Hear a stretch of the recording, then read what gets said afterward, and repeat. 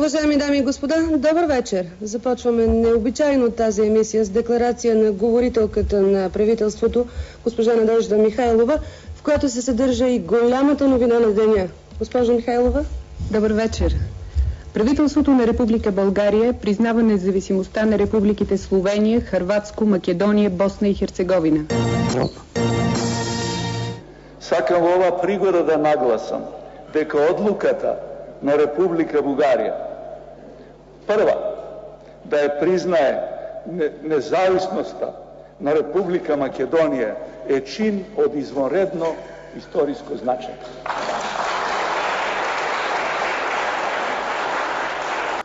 Одлуката на Бугарија на 15 јануари 1992 да ја признае Македонија беше израз на голема храброст на тогашниот председател на Бугарија, господин Желју Желев и неговите соработници да преземат таков чекор и да ја признаат независноста на Македонија. Меѓутоа не само да ја признаат, туку и да ги уведат своите пријатели, пред се турскиот председател Демирел, рускиот председател Јелцин, да го сторат и тие истото. Аз най-напред се срещнах с президента Демирел.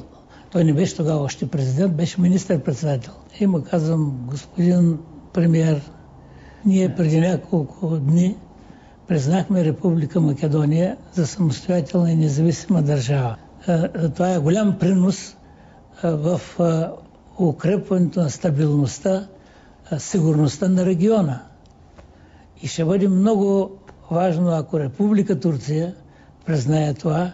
Турция не е случайна държава тук на Балканите. Той носят кафе, носят баклава, ние похапваме, попиваме. Без алкохол обаче. Той гледа така в ъгъла, казва, до една седмица Република Турция ще признае Република Македония. В трудните и горещи дни около опита за преврат в Москва, на няколко срещи с Борис Елцин, доктор Желю Желев настоява Русия да признае Македония. През август 1992, когато Елцин е на посещение в София, въпросът е решен. На неформалната им среща в резиденция Бояна, Елцин обещава на пресконференцията да покаже указа, с който Русия признава Македония. Гледам аз у него, нито в джоба му да не се вижда хартия, нито в ръцете му.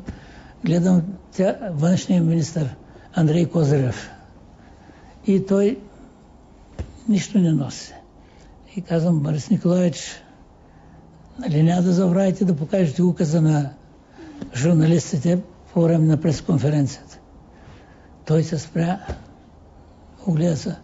Козырев, що Борис Николаевич идва? Пише указ. Какой указ, Борис Николаевич? Указ о признании Республики Македонии, Российской Федерации. И тук Козырев също не ударен с парцалами, не знам с кой беше ударен, като изумен така с отворена уста остана. И следващия момент така. Знаете, Борис Николаевич, на нас греки очень чувствительны по этому вопросу. Они на нас рассердятся.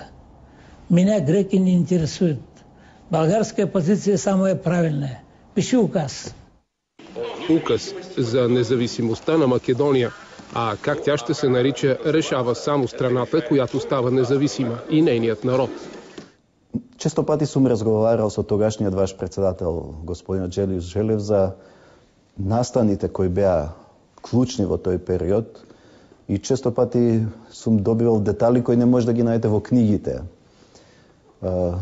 И тука, ценејќи ја и почитувајќи ја неговата улога, на 18 години од независноста, јас ја донесов одлука да господинот Желју Желев биде награден со највисокото македонско признание, што може да го добие еден странски државник. Орденът носи името 8 септември. На този ден през 1991, чрез референдум, гражданите на Македония решават републиката да стане суверенна и независима държава. Въпросът за допитването обаче крие клопка. Във втората си част той предвижда Македония да има право да влиза в съюз с другите държави, произлезли от бивша Югославия. Обяснението е, че така няма да се предизвика реакция от силите на югоармията, разположени в Скопие и в другите градове, и войната от север няма да стигне до Вардар. Иначе призналите са почти толкова, колкото са членките на Световната организация. Поради несъгласието на Гърция, там Македония беше приета и членува със съкращението Бивша Югославска република. И тоа за Македонија беше исчекор. Знаеме дека потоа следеше ембаргото од Грција, беше затворена границата и тука повторно Бугарија излезе во пресред на новата држава која беше независна држава. Со тоа што и ги стави на располагање своите пристаништа за да може да се увезува и гориво и храна, она што беше блокирано со пристапот на пристаништето во Грција пред се во Солун. На север, границата на Македонија към Србија също беше блокирана под ембарго от международната общност. Новата држава попадна в капан. Нашиот излез, дури и со трговијата и се, почна да оди преку Бугарија. Всичко, което идваше, гориво, което спасяваше по това време наистина, защото те не бяха подготвени за това ембарго, цялата страна, идваше от България. И въпреки всичко, тези винаги будни антибългарски структури веднага пуснаха слуховете, че българското гориво е много некачествено и ще им развали автомобилите. Виждате, дори в такъв момент, в който действително може да се употреби думата спасяваш,